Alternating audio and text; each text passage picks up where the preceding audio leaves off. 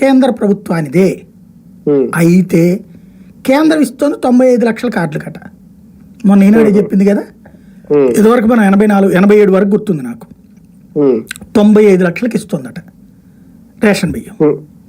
95 లక్షల రేషన్ కార్డులకి ఇస్తుంది. 90 రాష్ట్ర ప్రభుత్వం 1,52 లక్షలకేమో ఇస్తుందట. టోటల్ గా 55 లక్షల మందికి మాత్రం కేంద్రం ఇవ్వట్ల. అది మాత్రమే రాష్ట్ర ప్రభుత్వం పెట్టుకుంటోంది. అది కూడా రాబోయే రోజుల్లో తీసేయడం కోసమే ఇప్పుడు ఈ గొడవ అంతా, బియ్యం గొడవ. అంటే రాష్ట్ర ప్రభుత్వం మీద భారం తగ్గించుకునే ఎత్తుగడ అంతే. ఎవరికి ఇది ప్రధానంగా లేబర్ తినేవాళ్ళు తింటారు, లేదంటే గనక ఆ గేదెలకు వేసుకోవడం, లేదంటే ఇంకోటి ఉంటది. ఎక్కువగా ఈ బియ్యం ఎవరి నుంచి అమ్ముడు పోతోంది అంటే మిడిల్ క్లాస్ బియ్యం.